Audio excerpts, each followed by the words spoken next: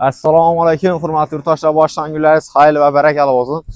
Sizlərlə şərdayım ki, mən Kəmin Ababur Egemiryanov, Xuda xalasa sizlərə arendağa Mesta göstərimiz, halasızda bir okul məskən qızlarza boladı. Yakıdan olsa bilyard ətki faydalansızda boladı. Mən sizlərə gələdəm olsa, gələn qarşı çıxışı, yumda 39 liseye məktəbə boladı. Görtünlərinizin bu an tərəfi 20 İslam məktəbdən gələrci oladı. Bu an tərəfə isə Yıldız dükkanı tamam boladı. Əldindən parkut gecələri yetərli, Xuda xalasa. Tokla həmən əsası gəlib durdu. Akkuratını Xuda xalasa üzərinizə görüb baxa bərabər əsas. Birinci etajı bərəlgən arena, ikinci etajı bərələdi. Yine. Şunu gələ. Bu an tərəfimizdə şimdi bir zağlab olarkən bir yerimizdə baxarsınız 800 min son dərd tutdular.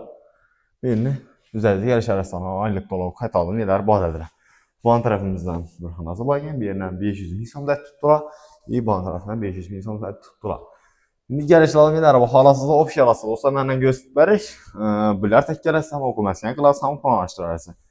Ekranda nomelə oladı. Mesajam yaman əməsi yol üstü oladı. Kimə qız qosa banlar arası. Mərəxmat, sağ olun, sağ olun.